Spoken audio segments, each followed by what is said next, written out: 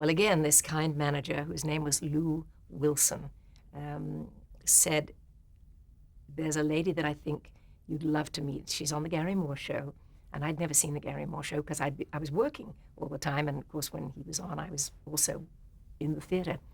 And he said, her name is Carol Burnett, and she's going to be starring in Once Upon a Mattress, or she is starring now in Once Upon a Mattress. Still hadn't seen the show. And he said, I think she has a show on a Sunday when you don't, or something like that. And you two are going to love each other, which is usually the kiss of death, you can imagine. So I saw Carol in Once Upon a Mattress and fell in love with her because she was so wonderfully funny and good. And then Lou took Carol and myself to dinner. Took me to dinner with Carol, and we went to, I think it was a Chinese restaurant or something like that. And Lou told the story that he never got a word in edgeways because it was like two kids suddenly discovered that they lived on the same block and had been there all along and didn't know it.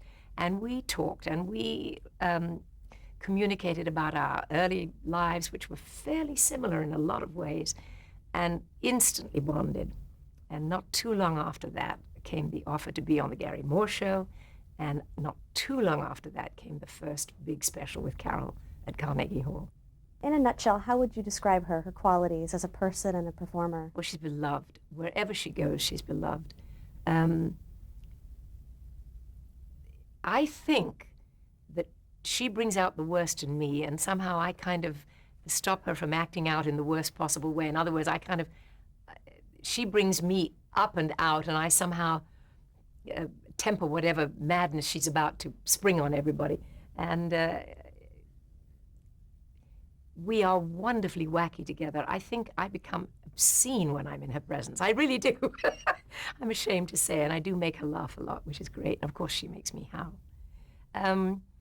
She's unbelievably kind, and she's got such a background of early performing as I have, and I think we really both understand where the other is coming from. It's just an ingrained, built-in respect and great affection.